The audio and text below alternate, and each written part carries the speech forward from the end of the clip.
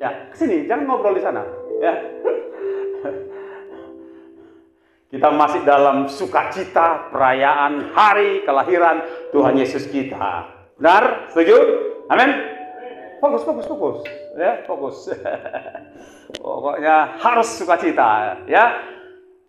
Pokoknya di sini hanya firman Tuhan yang jadi fokus kita, termasuk fokus saya. Amin? Haleluya, tidak ada fokus lain. Haleluya. Supaya kita diberkati, ya. Diberkati rohani kita. Kalau roh kita sehat, jasmani kita pun sehat. Amin. Jiwa kita sehat, dompet pun akan sehat. Haleluya. Amin. Gitu dong. Oke. Jadi gini. Marilah tetap bersemangat seperti semangat kita merayakan Natal. Walau dengan baju baru atau tanpa baju baru, tetap juga lah kita semangat di dalam menerima firman Tuhan Yesus. Amin, saudaraku. Dan yang menjadi topik gereja kita, tema gereja kita hari ini adalah, boleh ditampilkan, serupa Kristus dengan karakter Kristus, ya. Semua.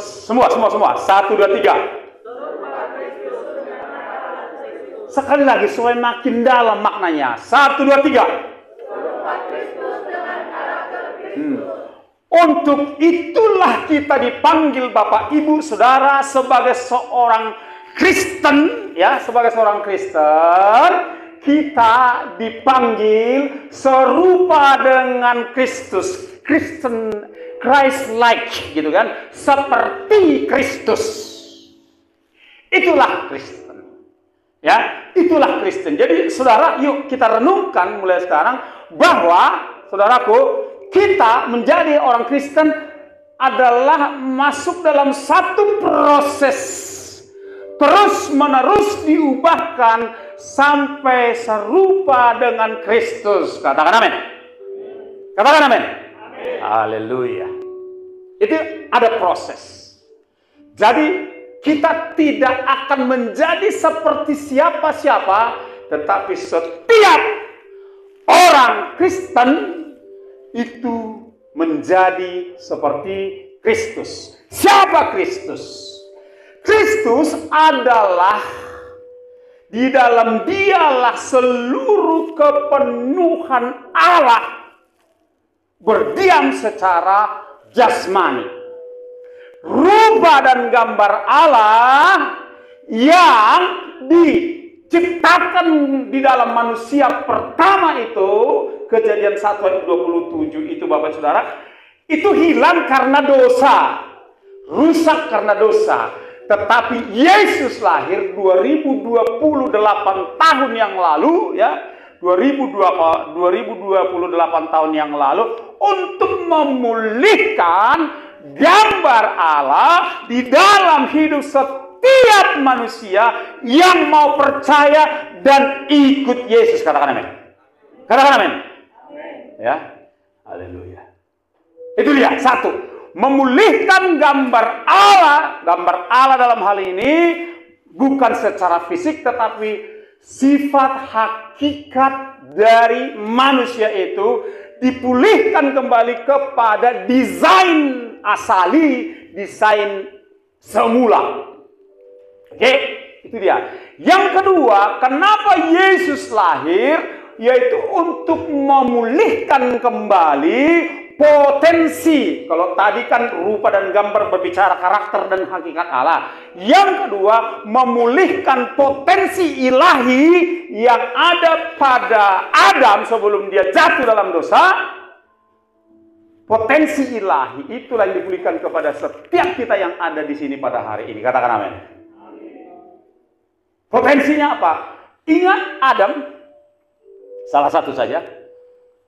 Dia bisa dengan potensi Allah ilahi yang ada pada dia, dia bisa memberi nama kepada ratusan ribu makhluk hidup, baik yang di darat maupun yang di udara maupun yang di dalam air. Dia yang memberi nama semua itu. Kalaupun ada nama-nama hewan saat ini, itu pada mulanya Adamlah yang memberikan nama itu. Dan dia bisa hafal semua itu karena ada potensi ilahi di dalam dirinya. Apa hubungannya dengan kita sekarang? Orang yang dipulihkan Ya, potensi ilahi dalam diri orang Kristen, di dalam dirinya ada kuasa, ada kuasa yang dari Tuhan bisa create something, bisa menciptakan sesuatu dengan iman dan ucapannya, bisa terjadi sesuatu mujizat karena ada kuasa Tuhan di dalam diri setiap orang. Itu yang kedua. Ya, jadi saya mendorong dari depan ini, Bapak Saudara punya kerinduan. Hei, tolong dengarkan, ada yang cakap. Ya, saya teriak capek dari depan ini. Ya kan? Tolong fokus. Oke, terima kasih. Ya, kalau sekiranya masih terus cakap-cakap, mungkin bisa cari ruangan tersendiri. Oke? Itu yang kedua. Ini penting supaya saudara jadi orang Kristen bukan mengikuti agama. Wah, aku udah punya agama Kristen. Bukan. Kita menjadi Kristen, menjadi pengikut Kristus supaya potensi ilahi yang dulu diberikan kepada Adam itu kembali kepada kita. Of course, ada proses. Yang ketiga, Bapak Ibu Saudara, Yesus lahir untuk memulihkan amanat atau tanggung jawab kepercayaan yang diberikan Allah kepada manusia. Itu dia. Amanatnya apa? Untuk membawa orang kepada Kristus. Itulah tugasmu dan tugasku. Israel gagal melakukan itu, maka Yesus mendirikan gerejanya, saudara dan saya, supaya saudara dan saya bawa orang jiwa kepada Kristus.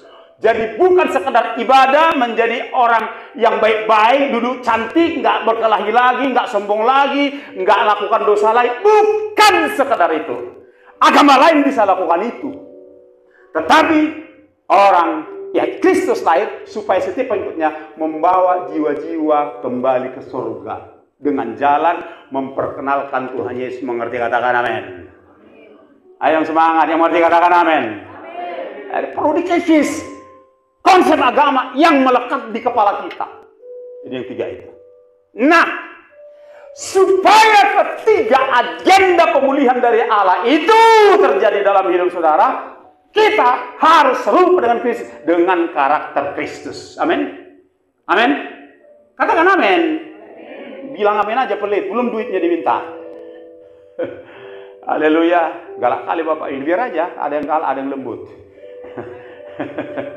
Tapi galaknya kan dalam Tuhan, dalam roh, bukan dalam daging. Amin. Kembali Kristus. Kristus ini adalah Allah menjelma menjadi manusia. Amin.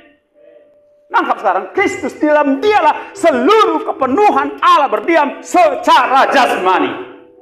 Itulah sebabnya Yesus berkata kepada muridnya, saudara-saudara, kalau engkau sudah melihat aku, engkau sudah melihat Bapa. Sebab Bapa di dalam aku, dan aku di dalam Bapa. Mereka satu adanya. Jadi Yesus adalah Allah yang menjelma menjadi manusia. Dia bukan sang Bapa. Yesus adalah anak. Tetapi Bapa ada di dalam dia dan dia ada di dalam Bapa. Roh Kudus ada di dalam mereka. Yang mengerti katakan amin. Jadi saudara, menjadi anggota gereja ini bukan supaya ada agamanya. Tuhan pakai gereja ini menjadi wadah di mana saudara digembalakan supaya saudara mengalami proses menjadi serupa dengan Kristus. Saudara perhatikan gereja ini sangat-sangat Christ-centered. Sangat berpusat kepada Kristus. Dan itulah seharusnya kekristenan. Bukan berpusat kepada manusia, siapapun manusianya. Amin, saudaraku. Amin, amin. Haleluya. Oke, baik. Untuk itu kita buka dari Efesus 4, ya. Mulai dari ayat 10, 11, 12. Efesus 4. Haleluya. Saudara biasakan mencatat. Saudara bukan penonton di sini. Kita belajar dari gereja-gereja di Korea itu, jemaat itu mencatat. Makanya iman mereka bertumbuh tajam dan Korea itu maju karena ada orang-orang Kristen yang dipenuhi oleh Kristus dan hidupnya menjadi teladan. Amin, saudaraku. Iya, kita belajar, jangan jadi manusia. Jangan, harus aktif. Karena kita semua murid, amin. Haleluya. Kayaknya keberatan. Payah kita bertumbuh kalau kayak gini. Harus mau menjadi murid. Ciri murid mau belajar, tanggap kepada ajaran gurunya. Bila perlu mencatat. Saya sampai sekarang, kalau ada pendeta khotbah, saya buat catatan. Lebih hebat lagi ada kawan saya, dalam posisi duduk di KKR, gak dapat tempat duduk, dalam posisi berdiri di pintu. Yusuf Roni khotbah waktu itu, dia catat terus. Karena betapa pentingnya firman Tuhan. Karena dia tahu dia adalah seorang murid. Amin. Jadi miliki mental seorang murid, cinta ajaran guru. Ya, oke, baik.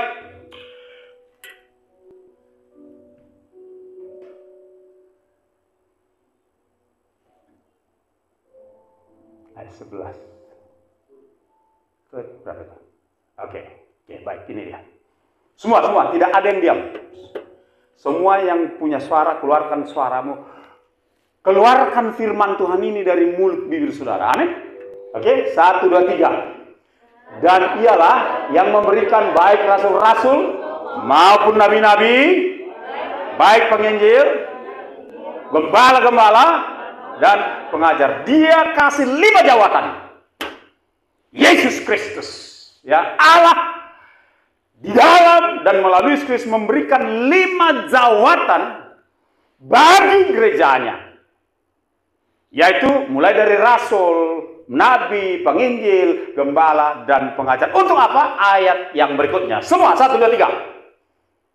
Ayo, gercep. Satu. Jangan lamban. Oke. Untuk memperlengkapi orang-orang kudus, yaitu saudara dan saya. Tahan dulu. Bukan hanya sekedar menyelesaikan bacaan. Untuk memperlengkapi, lihat kiri kananmu. Rupanya kita itu bilang. Ayo, ngomong. Kalau nggak ada aplikasi, buat apa? Saudara dikasih hanya pengetahuan. Lihat kiri kanan. Kita itu bilang.